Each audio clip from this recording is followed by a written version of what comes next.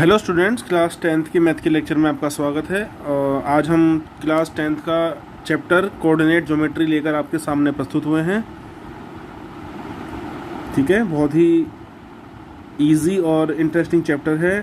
केवल गिने चुने फॉर्मूले हैं, मुश्किल से टू और थ्री, तो उसी में आपका पूरा चैप्टर कंप्लीट हो जाएगा। ठीक है, तो बड़े ही ध्यान से इस वीडियो को स्टार्टिंग से एंड तक सुनिएगा।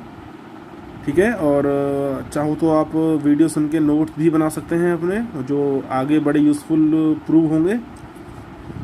तो चलिए शुरू करते हैं आज का लेक्चर, जिसका नाम है कोऑर्डिनेट ज्योमेट्री। तो कोऑर्डिनेट ज्योमेट्री में जो सबसे पहला टॉपिक आता है वो आता है डिस्टेंस फॉर्मूला। Distance formula. तो इस फॉर्मूले से हम दो पॉइंट्स के बीच की डिस्टेंस निकाल सकते हैं। तो आज के लेक्चर में मैं इसको डेराइव करूंगा कि कैसे फॉर्मूला आता है। ठीक है, तो पहले मैं फॉर्मूला लिख देता हूं कि होता क्या है। मान लीजिए, अब देखिए लाइन है अपने पास, इस पॉइंट का नाम ए है और इस पॉइंट का नाम बी है। भाई लाइन में दो सिरे होते हैं, दो एंड होते हैं, तो हमने दोनों एंड के नाम दे दिए। अब हमें ए और बी के बीच की डिस्टेंस निकालनी है। तो कहने का मतलब है ए बी की लेंथ निकालनी है। एक ही बात है भाई, ए बी के बीच की डिस्टेंस या फिर ए बी की लेंथ, ए बी लाइन की लेंथ। ठीक है, तो हमें कोऑर्डिनेट ज्योमेट्री में आज के लेक्चर में हम ए बी के बीच की डिस्टेंस निकालना सीखेंगे। पहले मैं फॉर्मूला लिखूंगा, फिर ड्राइव कराऊंगा, और फिर एक एग्जाम्पल हम लेके चलेंगे, और जिससे आप क्या सीखेंगे कि कैसे हमको फॉर्मूले में वैल्यू पुट करनी है। ठीक है, चलिए शुरू करते हैं। देखिए, पहले लेते हैं फॉर्मूला। सॉरी, तो मैंने पॉइंट का नाम दिया है ए बी। तो ए बी इक्वल टू होगा whole under root of x2 minus x1 का whole square plus y2 minus y1 का होल स्क्वायर। ये होता है फॉर्मूला, या फिर हम कह सकते हैं डिस्टेंस फॉर्मूला। तो चलिए पहले इसको ड्राइव करते हैं, कैसे आया। x1 y1 क्या है, x2 y2 क्या है।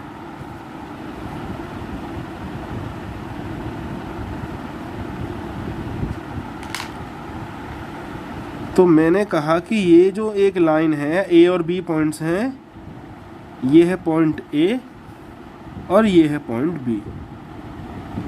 हमें इन दोनों के बीच की डिस्टेंस निकालनी है। तो क्या करेंगे, इस ए पॉइंट के प्रोजेक्शन पहले हम एक्स एक्सिस पे ले जाएंगे। तो ये होता है ओरिजिन, नाम लिख दिया हमने ओ। यहाँ से यहाँ तक की जो डिस्टेंस है वो है हमारी x1। ऐसे ही बी पॉइंट की जो डिस्टेंस होगी ओरिजिन से वो होगी x2। तो मैं ए बी, इस पॉइंट, इसको मैं क्या लिख दूँ, पी और क्यू लिख देता हूँ। ठीक है, तो ए ओ पी की डिस्टेंस हो गई x1 और ओ क्यू की डिस्टेंस हो गई x2। तो पी क्यू की डिस्टेंस क्या होगी, अगर मैं x2 में से x1 सब्ट्रैक्ट कर दूं तो मुझे पी क्यू की डिस्टेंस मिल जाएगी। तो पी क्यू की डिस्टेंस मिली x2 माइनस x1। ऐसे ही ए पॉइंट के कोऑर्डिनेट्स, ये हो गया y1 और ये हो गया y2। ठीक है, तो यहाँ से यहाँ तक की दूरी y1 है, यहाँ से यहाँ तक की डिस्टेंस y2 है। तो अगर मैं y2 में से y1 घटा दूँ, सब्ट्रैक्ट कर दूँ, तो मुझे यहाँ से यहाँ तक की डिस्टेंस मिल जाएगी।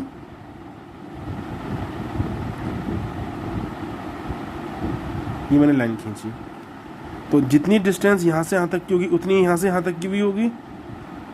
तो मैं क्या लिख सकता हूँ, y2 माइनस y1। तो देखिए, तो ए पॉइंट के कोऑर्डिनेट्स क्या होंगे, x1 कॉमा y1 होंगे, क्योंकि एक्स वाई हमेशा एक्स वाई की फॉर्म में होते हैं कोऑर्डिनेट्स। और इसके क्या होंगे, x2 कॉमा y2। इतनी बात समझ में आई। चलिए, अगर मैं इसको देखूं, इसको मैं नाम लिख देता हूं P Q R. A B R एक राइट एंगल बन रहा है, हमें ये दे रखा है, ये दे रखा है, और ये निकालना है।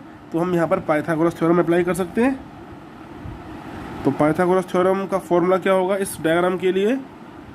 ए बी का square is equal to A R का स्क्वायर प्लस आर बी या बी आर का स्क्वायर। तो A B is equal to क्या आया? ए आर का स्क्वायर प्लस आर बी का स्क्वायर। ए आर की वैल्यू क्या है? x2 minus x1। R B की वैल्यू क्या है? y2 minus y1।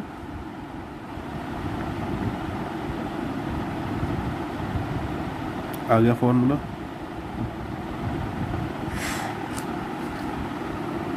क्लियर है बात? तो उम्मीद करता हूँ कि बहुत अच्छे से समझ में आपको आ गया होगा कि फॉर्मूला क्या होता है, कैसे आया, वो ऐसे आया। बाकी आप जो उसकी थ्योरी वगैरह है, लैंग्वेज है, वो बुक से आप देख लीजिएगा। मैं उसमें टाइम ख़राब करना नहीं चाहता, क्योंकि मैं अगर लिखूँगा तो टाइम लगेगा। मेरा मेन पर्पस था समझाने का, वो मैंने समझा दिया। ठीक है, चलिए अब एक क्वेश्चन करते हैं। तो ये जो मैं क्वेश्चन आपको करा रहा हूँ, ये RS अग्रवाल बुक का है, एग्जाम्पल 1। तो इसमें हमको 2 पॉइंट दे रखे हैं, ए और बी।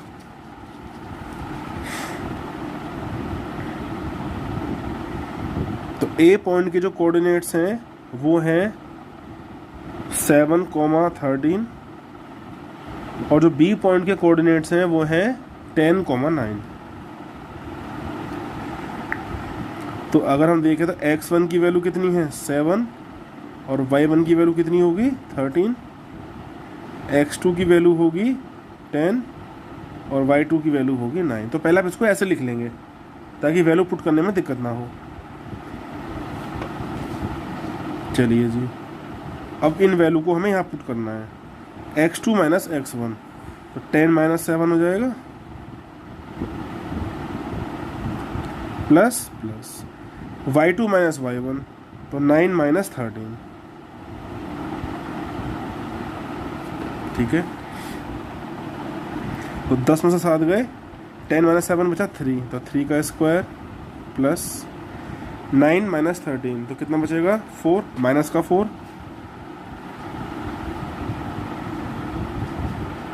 इक्वल टू 3 का स्क्वायर 9 और माइनस 4 का स्क्वायर प्लस का 16।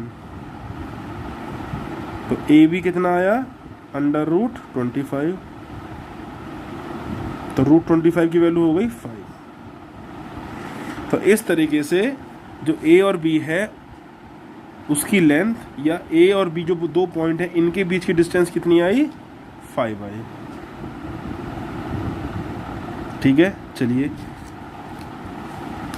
अब हम एक क्वेश्चन ऐसा देखते हैं कि जो ए है हमारा, या बी भी हो सकता है, वो ओरिजिन से होके जा रहा है। तो कुछ इसका डायग्राम इस तरीके से बनेगा। पहले हम क्वेश्चन मैं आपको लिखवा देता हूँ। तो क्वेश्चन है, find the distance of the point जिसका नाम P है और कोऑर्डिनेट्स है 6, -6 फ्रॉम द ओरिजिन। तो अगर आपको फ्रॉम द ओरिजिन दिख जाए, ठीक है, तो मत समझ जाइए कि x1 और y1 की वैल्यू 0, 0 दे रखी है। तो अगर मैं इसका डायग्राम बनाऊं तो देखिए x प्लस में है, y माइनस में है। ये ऐसा कब होता है? 4th क्वाड्रेंट में। तो प्लस का 6 ये हो गया और माइनस का 6 ये हो गया। तो ये पॉइंट यहाँ से हो गया, ये पॉइंट हो गया P, और जहाँ कहाँ से रहा है? ओरिजिन से। ये हो गया। तो इसके कोऑर्डिनेट 6, इसके कोऑर्डिनेट्स हैं 6, माइनस का 6, और इसके होंगे 0, 0, क्योंकि जा रहा है ओरिजिन से। नाम दिया हमने पॉइंट का O। तो एक तरीके से हमें अब OP निकालना है, OP के बीच की डिस्टेंस निकालनी है। तो OP पहले लिखते हैं फॉर्मूला, x2 माइनस x1 का square plus y2 minus y1 का होल स्क्वायर। तो x1 की वैल्यू कितनी लिख लें 0, y1 की वैल्यू भी 0, x2 की वैल्यू कितनी 6 और y2 की वैल्यू भी -6। चलिए अब इनको उठा के यहाँ पुट कर देते हैं। x2 कितना है 6, x1 है 0, y2 कितना है -6 माइनस y1 कितना है 0।